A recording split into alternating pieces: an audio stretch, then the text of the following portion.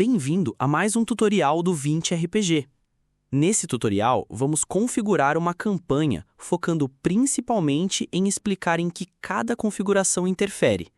Vamos criar uma nova campanha, chamada Fiaris, o berço da intriga, e vai ser uma campanha on-shot, urbana. Para jogadores de NEP, nível efetivo de personagem, 10. Aqui está a data inicial da campanha, que é o dia de hoje. E aqui o dia dentro da campanha. Vou colocar o ano de 1300. Quais cenários e livros permitidos eu tenho aqui? Uma série de cenários. Mas vamos colocar aqui o cenário como sendo o cenário comum. E vamos tirar esses terceira edição. Vou marcar planar, épico e divino, mas deixar só o divindades e semideuses. O que isso significa? Que os jogadores vão ter acesso às raças, classes, talentos, itens que estão dentro desses livros que eu permiti. Banições distintas. Para que isso serve? Apesar de eu ter liberado esses livros, vai ver que eu não gosto exatamente de uma coisa. Por exemplo, eu como mestre realmente não gosto da habilidade de arma sangramento, então vou procurar ela aqui. Me listou todas as habilidades de arma. Uma outra coisa que eu não gosto, por exemplo, como mestre, é uma magia específica. Toque da idiotice. Essa magia, ela não tem nenhum teste e tira 1d6 de INT, de SAB e de CAR. Pra mim, toda magia de debuff deveria ter um testezinho. Tem umas 30 magias assim, mas essa é a que melhor mostra o que não deveria existir. Qual será o meu NEP inicial? Eu falei que é uma campanha on-shot, então eu não vou começar no nível 1. Vamos dizer que eu queira começar com os personagens no NEP 10. Eu posso começar com um Draw, que começa com NEP 2, e mais 8 níveis de mago. Ou um centauro, com 4 dados de vida centauro, ND mais 2, que dá um NEP 6, e aí você coloca 4 níveis de ranger. Ou com humano e colocar nele um meio celestial, que aumenta o ND em 2, consequentemente o NEP. Como vai ser sua distribuição de XP na campanha? Para uma campanha, claro, não para um one-shot. Você vai colocar tudo por combate, tudo por sessão, ou apenas aqui 50 e 50, metade por combate e metade por sessão. A cada quantas sessões você pretende dar um nível? Entre 2 e 4, na verdade, vai ser média 3. Digamos que eu coloque aqui entre 4 e 8, que a cada 6 sessões em média, os personagens vão alcançar um nível. Então, o aplicativo vai fazer todo esse cálculo do XP, de combates e das sessões, e na hora de você distribuir o XP, ele vai levar isso em conta. Quais as raças eu vou permitir? Apenas as básicas, que estão no livro do jogador? Anão, elfo, meio-orc, halflings e humano? Ou eu quero todas, se tiverem informações completas? Aí entram um monte de tipos de elfos, anões e halflings diferentes. Mas eu ainda tenho aqui, sem e com ajuste, NEP, permitindo Draw, Centauro e um monte de outras. Os PDJ vão poder ter modelos, tipo Lich, Lincântropo. Nessa campanha, podem, porque é um shot. Quanto de dinheiro vou dar para esse cara para ele começar na minha campanha? Note que tudo que eu tenho aqui tem um I aqui, que é para dar informação sobre o que isso significa. Eu posso dizer que eles vão começar com os conjuntos iniciais, de acordo com as classes que eles pegarem.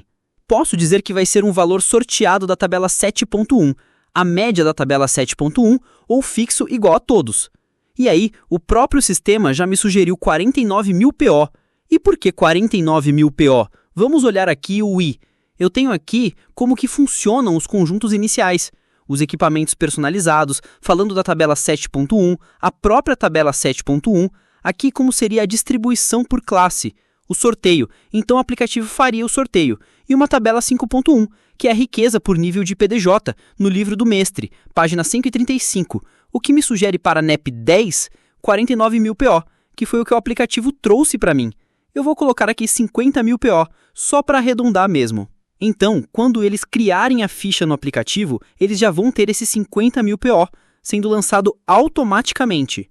Como é que vai ser a compra de itens? Inicialmente, eu vou deixar normal, com todos os itens acessíveis para os jogadores. Já quando começar a minha campanha, que eles já tiverem montado as primeiras fichas e tudo mais, eu venho aqui e mudo, que é apenas de lojas em cidades. Por que lojas? porque eu vou montar cidade, vou sortear os comércios que existem lá dentro. Dentro dos comércios vai ser sorteado os itens que tem naquele comércio. Quando eles tiverem que procurar algum item, eles procuram dentro da loja. E se não tiver, eles não conseguiram comprar.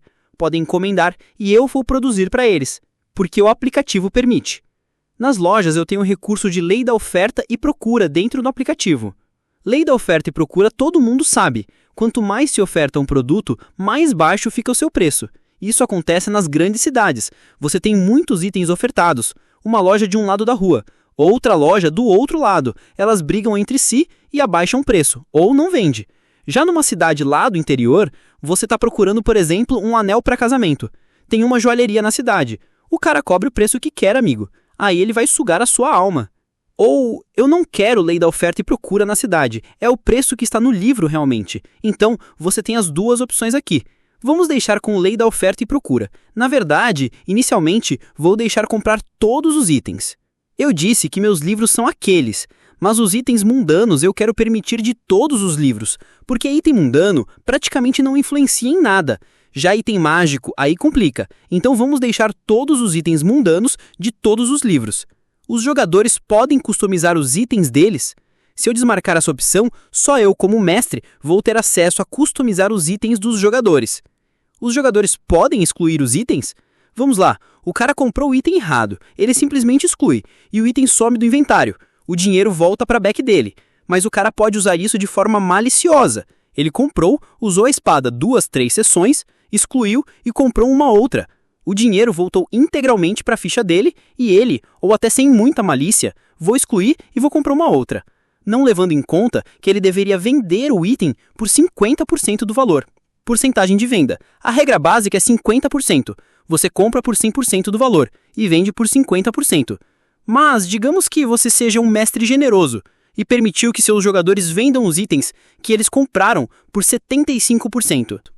Melhorar a economia para esse mundo. Não vou falar muito, então leia se quiser entender direito. Mas basicamente o valor da mão de obra está errado no livro, fazendo um prato de comida custar 3 dias de serviço. O que isso faz é aumentar o valor do serviço e o torna coerente com os preços dos itens. Então entenda, se achar interessante, marque, senão é só não marcar. Considerar montaria como bens de troca. Era muito comum na Idade Medieval a montaria ser um bem de troca, ser moeda viva. Você tinha um cavalo, ele era moeda viva. Andando com você, ele valia 75 PO. Você comprou ele aqui, quando você fosse vender lá na frente, ele continuaria valendo 75 PO. Ele não perde o valor. Essa é a regra para os bens de troca. Não perdem o valor. Galinha, ouro, ovelha são bens de troca. O livro relaciona diversos bens de troca, que você vende por 100% do valor. Talvez você, como mestre, nunca tenha atencionado para isso, mas bens de troca não perde o valor. Dando em armas, armaduras e escudos. Manualmente seria bem difícil e complicado de controlar isso, mas o app que vai fazer o que foi elaborado está todo especificado direitinho aqui. Basicamente o que ele faz é o seguinte: uma vez que o acerto ficou na margem entre o CA de destreza do jogador e o CA total, esse ataque ele bateu na armadura ou foi defendido pelo escudo. Então ele calcula onde bateu, leva em conta a dureza da arma e dos itens e ele já começa a computar os danos em ambos. De tempo em tempo, os jogadores têm que ir lá e reparar a arma, a armadura ou o escudo. E a mecânica disso já está elaborada no aplicativo para você. Você repara e cobra o reparo dos itens, ou eles começam a perder a qualidade. A armadura vai aumentando as penalidades e perdendo o CA e a arma também. Não é imediato, e sim ao longo da campanha.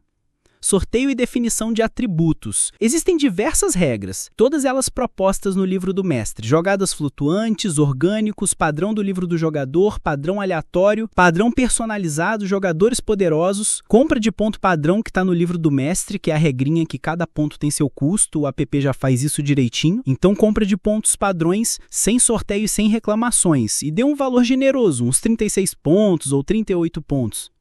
Dados de vida. Rolagem padrão é arriscadíssima, rolagem dupla já é um pouco melhor. Rola 2 vezes e pega o melhor dado. A média dos dados de vida é legalzinho, mas os caras nunca vão ficar bons. Acima da média é uma regra excelente. Se você rolou um D8, por exemplo, caiu até 4, você continua repetindo. Acima de 4 você não repete mais. Se você tirou 5, lamento, mas é o 5 que você vai ficar. Mas enquanto estiver abaixo da média, o aplicativo vai rolando de novo o dado até dar um valor acima da média. É o que o livro dos monstros traz para os monstros. Se o DV do monstro é um D8, um nível é 4 e o outro nível é 5. Então você coloca acima da média para os jogadores. É super justo e eles correm o risco de ter um número mais alto, mas nunca mais baixo.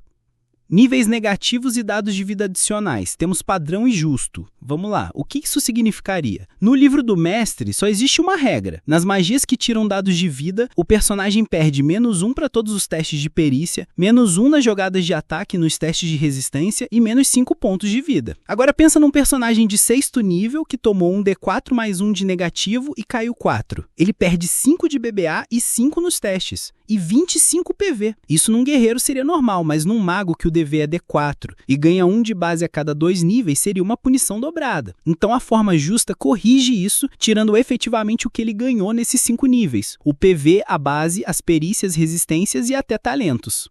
Variação para morrendo. É outro problema do que eu como mestre enxerga no sistema. Enquanto os personagens estão de pé, levam bola de fogo, patada de criatura colossal, espadada, chuva de meteoro, e tá tudo bem, sem penalidades. Mas quando caem com -1 PV, eles morrem em 9 rodadas, ou seja, 1 minuto, enquanto mesmo na vida real isso não acontece. Alguém atropelado ou baleado, você chama o SAMU que leva 40 minutos para chegar e o cara tá vivo. O pior são as consequências disso. O cara que perdeu o personagem muitas vezes sai da campanha e às vezes arrasta outros. Aí o mestre, para evitar isso, rebola para forçar uma ressurreição e isso não acontecer. Não é mais fácil aumentar o tempo que o cara tem para ser socorrido e o limite de PVs negativos? O embate acaba e ainda conseguem ajudar o personagem caído. É justamente o que essas variações propõem, aumentar o limite do negativo e o tempo de perda de PVs depois de caído, sendo 1 PV por dado de vida mais 1 por modificador de constituição, constituição PVs negativos, ou o que for melhor para o personagem. E você ainda pode aumentar o tempo entre a perda de PVs de uma rodada para 1 minuto, ou seja, vai demorar pra cá para esse cara morrer. Bônus base de ataque e de resistência. É outra coisa que o sistema é meio injusto, porque fica chato de calcular. Você pegou um nível de feiticeiro e um nível de mago e continua com base de ataque 0, mesmo que cada uma das duas dê 0,5 de base de ataque. O que o sistema faz aqui é a forma justa. Beleza, meio de um e meio de outro somam e dá 1, pronto. Mas também é justo você não somar aquele mais 2 das resistências que você ganha em todas as classes onde o mesmo bônus é bom. Exemplo, digamos que monte um monge 1 e ladino 1. O mais 2 de reflexo de ladino e o mais 2 de reflexo de monge, ambos de nível 1, não se somam. Já na forma bondosa, os dois bônus somam, além de somarem os bônus truncados da base e da resistência.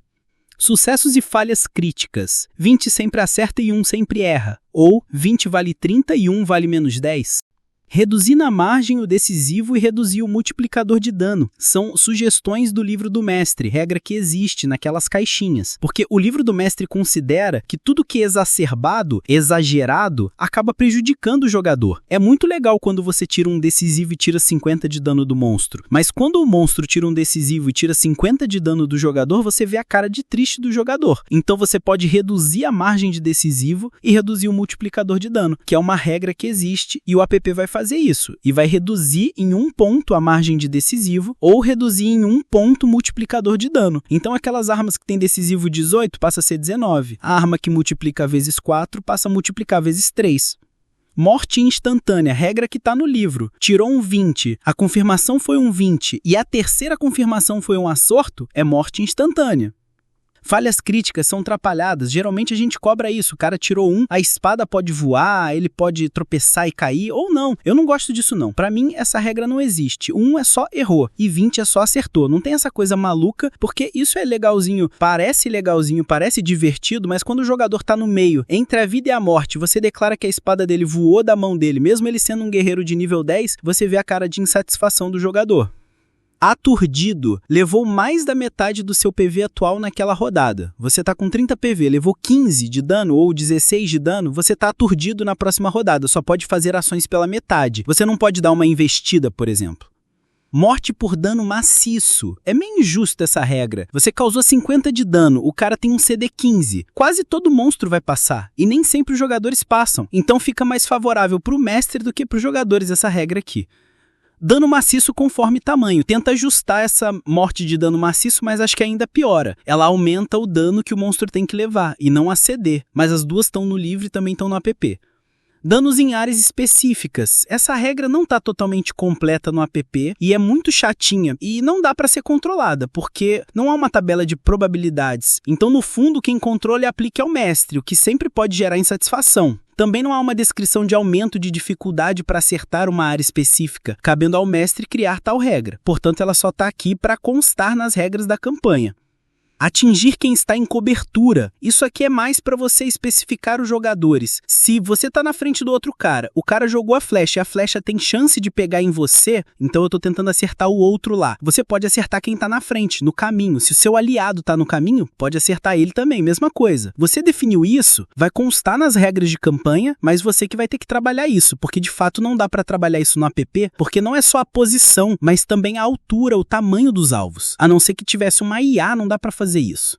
Acerto raspão. O que isso significa? Quando você tira um acerto crítico, causa o dobro de dano. Pois se você tiver um acerto que foi ruim, mas não é uma falha no acerto, você acertou, mas na conta do CA você pegou muito de raspão e ela causa metade do dano. O próprio aplicativo vai controlar isso para você na hora de contabilizar o dano em cada jogador ou no monstro. Classe de armadura. Normal e jogada defensiva estão no livro do mestre. O que é a jogada defensiva? A CA é 10 mais modificador de destreza, mais armadura, mais escudo, mais todos os outros bônus, esquiva, deflexão e aí vai. Só que na jogada defensiva você não tem aquele a mais 10 inicial. Você só pega destreza, bônus de armadura e os demais bônus e mais um D20. Então quando o cara rolar um D20 para te acertar, você rola um D20 para esquivar ou se defender, o que torna o jogo mais aleatório. E a metade da base mais jogada defensiva. O que isso significa? Significa que nós estamos dando uma base de defesa para os jogadores. Assim como existe base de ataque, ele também evolui a defesa, que é a metade da base de ataque somando a rolagem da jogada defensiva. Isso deixa o jogo mais lento. Sim, só é legal para histórias onde os jogadores não têm muita grana nem muito PV. A mesma regra existe para CDs de magia. Todas estão descritas. Ah, você está inventando isso? Vai lá no livro do mestre, na página 36, naquela caixinha lá, você vai ver que está escrito como é que funciona, como funciona a regra. Então, existe o CD da magia aleatório. Ao invés do CD da magia ser 10, mais o modificador do atributo base, mais nível da magia, você coloca o aleatório. O CD da magia de primeiro círculo agora pode ficar mais de 30. Caraca, eu tirei um 20 aqui, ficou 31 CD da magia. Ou o CD de uma magia de nono círculo ficar um lixo, também pode. Torne o jogo ainda mais aleatório. Iniciativa. Iniciativa a cada rodada. É uma regra alternativa e está no livro do mestre. Usar isso em uma mesa comum e no papel engessaria muito combate. Então, para isso se tornar viável, o aplicativo assume todas as rolagens a partir do segundo turno, reorganizando as ordens a cada rodada. Daqui em diante, definimos quem vai rolar a iniciativa para quem. É o mestre que vai rolar todas as iniciativas? O mestre rola a iniciativa só dos monstros dos aliados? Os aliados agem junto com os jogadores? Quem são aliados?